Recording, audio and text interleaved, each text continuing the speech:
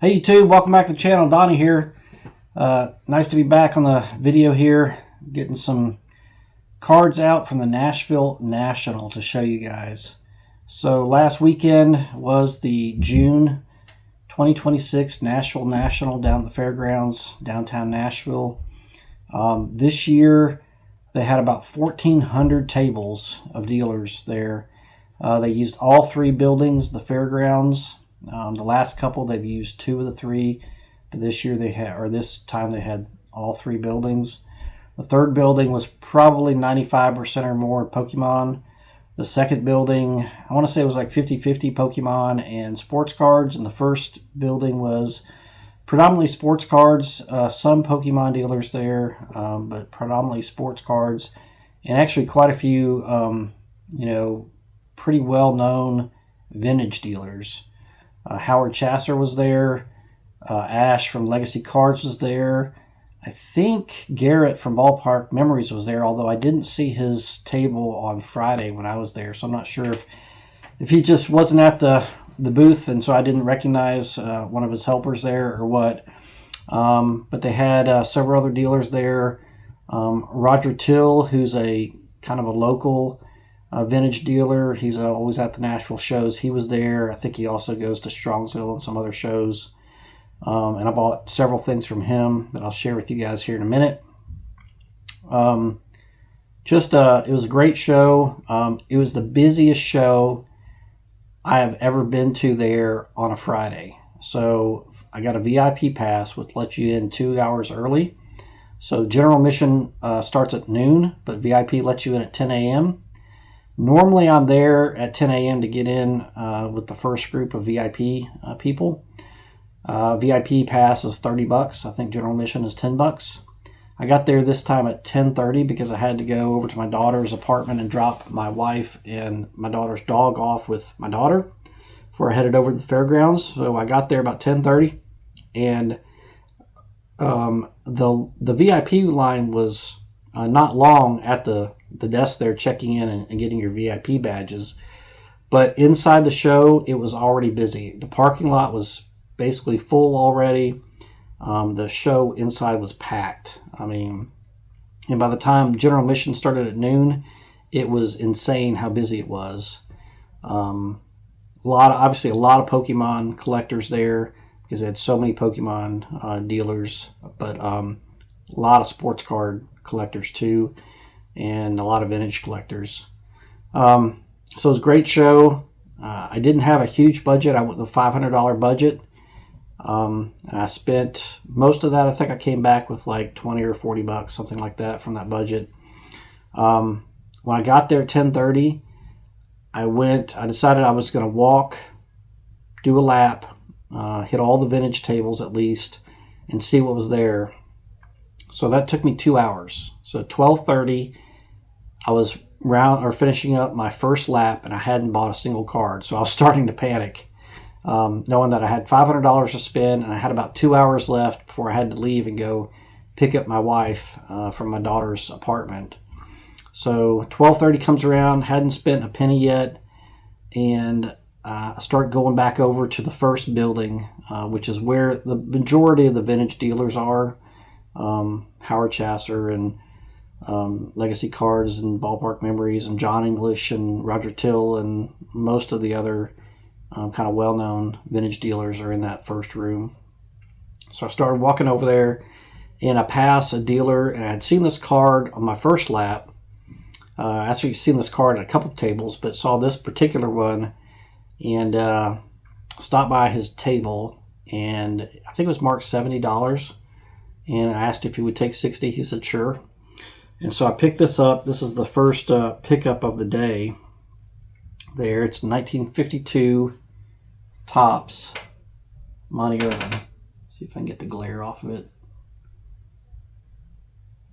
So I've been picking up 52 Topps Hall of Famers, kind of off and on, little by little. Sorry about the glare. There we go. So red back.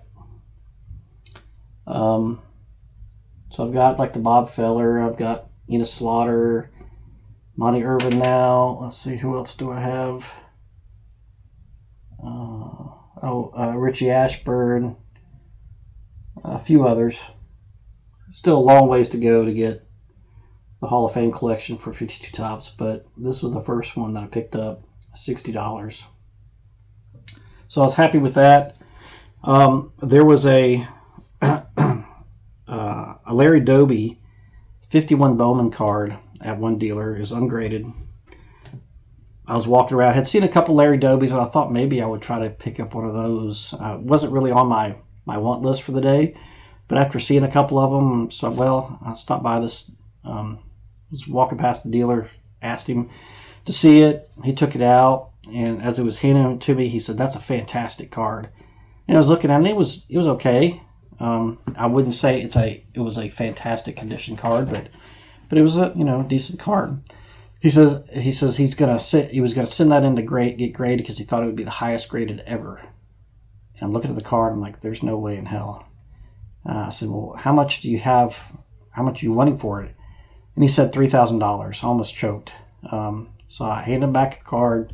Kind of went on my way. The card was nice, but it would have been probably a grade of 4, maybe a 5, something like that. It was not going to get a 7, 8, 9 type of grade. And he was asking for $3,000 for that Larry Doby card. There was other Larry Doby cards that were, I would say, maybe not ungraded, maybe not quite as nice as that, but certainly nice, that were in the $150 to $250 range, around there. So nevertheless I passed on that $3,000 1951 Larry Doby card, but that was just kind of a shocking and somewhat humorous story from the card show. So then I went over, made it back around to the start of my lap in the first building, and Roger Till is set up kind of there in the corner as you come in the door to the right. So you kind of do a little hard right, and you start going along the wall that faces the parking lot on that side of the building, and that's where a lot of the dealers are. Roger Till, some others, Howard Chasser was over there too. Usually J.D. Heckathorn and Craig Halbig are set up on that same aisle when they attend. J.D. and Craig were not there this time.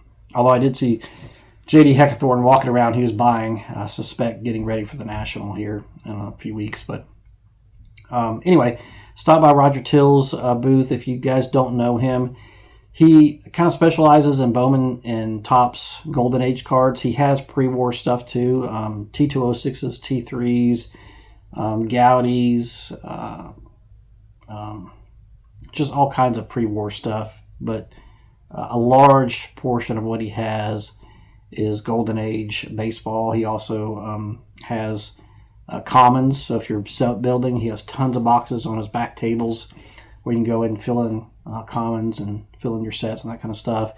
And then he has some kind of like bargain bins around, some like grab bags and some autograph bins and some other stuff.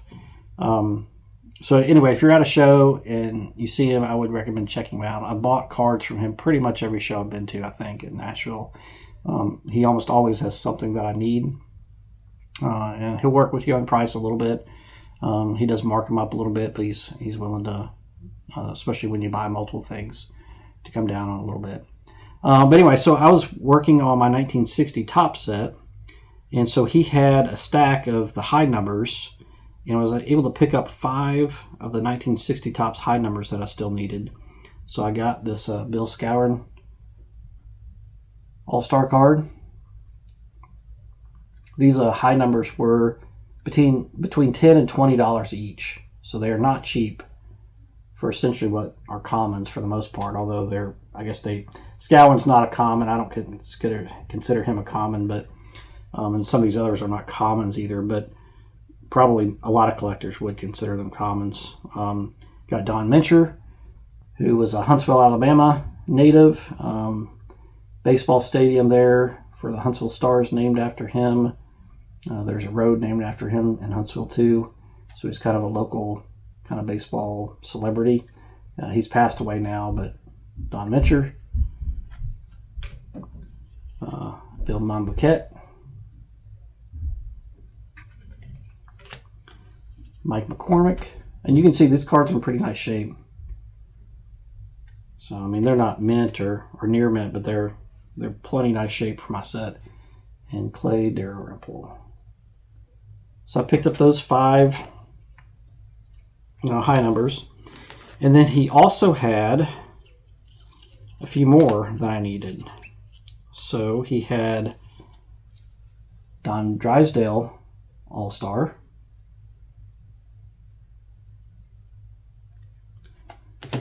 And he had Harmon Killebrew.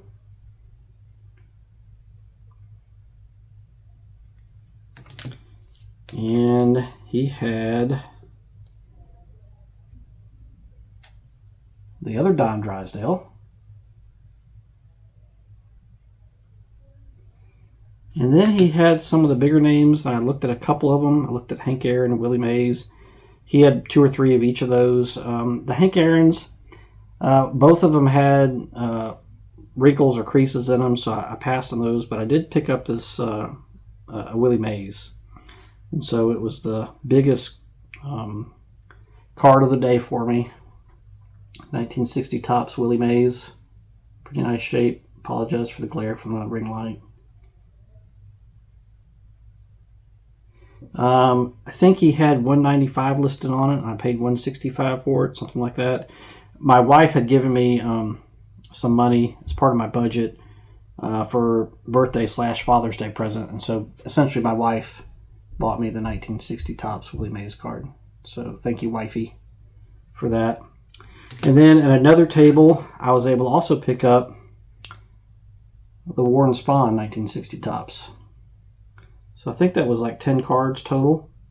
So going into the show, I needed 36 cards to complete the 1960 Topps set. I got 10 of them, so now I'm down to 26 cards. I need the Hank Aaron, the Clemente, 4 or 5 other All-Star cards, probably about 5 or 10 other high number commons, some other low number Hall of Famers, and then both mantles, the mantle All-Star and the base mantle. But 26 cards to go. So probably can't finish that set this year just because of the 2 mantles. But I think I can probably knock out the other high numbers and maybe most of the other kind of second tier Hall of Famers, if you will. So anyway, so that's that. And then also at Roger Till's table, he had these bargain bins, and he had like a $10 bin, a $20 bin, and then like a prices marked bin, and maybe some others. But anyway, one of those was like autograph cards. One was basically vintage Hall of Famers in slabs for $10, and then some other vintage Hall of Famers for $20, $30, something like that. So my youngest son had given me $10 for Father's Day. So I told him I would go and pick out a good card for my collection for $10. So that $10 bargain bin that Roger Till had was fantastic for that, because he had a ton of stuff in there, mostly in the like 2, 3, 4, 5 kind of grade range. These are all graded by Elite Card Collector grading. I'm not very familiar with them, so I mean the slabs are nice enough, but they're not super high grade cards, but that's okay. But I'll show you what I picked up from that bargain bin. These are $10 each. So I got the Lou Brock 1968 Topps card from the World Series game #1, where he had 4 hits. So I had this card ungraded, and I kind of forgot about it. So I picked this one up. So this is a duplicate now. I don't know which one I'll keep, but anyway, Lou Brock collector here. So that's okay to have an extra Lou Brock. It's not the end of the world. I did find a example in there of a set that I didn't have any examples of in my collection so far. And it's 1961 Topps Major League Star Stamps. And this is a early win. So you can see green top stamp, early win. I didn't have any other of these 61 Topps stamps yet. So that added to my type card collection, which is pretty cool. Hall of Famer, early win. Kind of an underappreciated Hall of Famer, if you will. And the cards, or the stamp is in really good shape. It has a 4 grade on the slab, but It looks really nice. So happy to pick that up. And then the last card I got was the one that essentially my son got me for Father's Day. And I had been, wasn't really aware of this card up until like the last several months. Just kind of, I don't know, flew under my radar screen, I guess.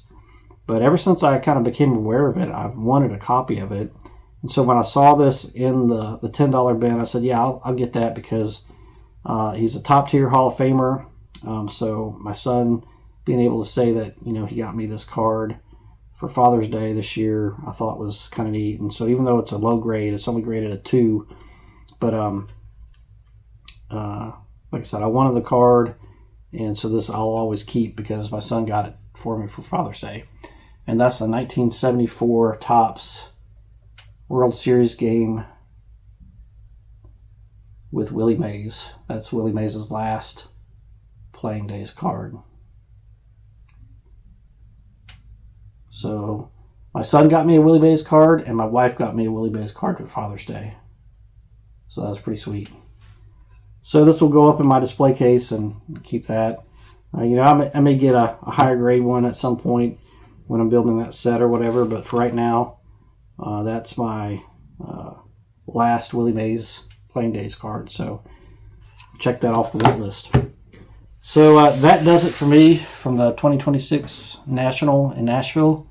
I have some other pickups I want to share that I've picked up from some card shops and other places over the last couple months, so I'll make another video on that.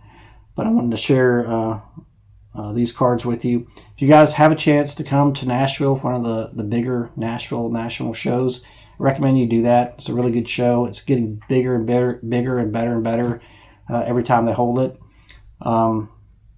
It's really starting to rival some of the big name shows like the Dallas Card Show and Philly and some of the other ones, I think. So anyway, I recommend if you can make a trip, come down, go to the show. If you are going to come, let me know. I'll be happy to meet up with you there at the show and chat and share cards that we pick up.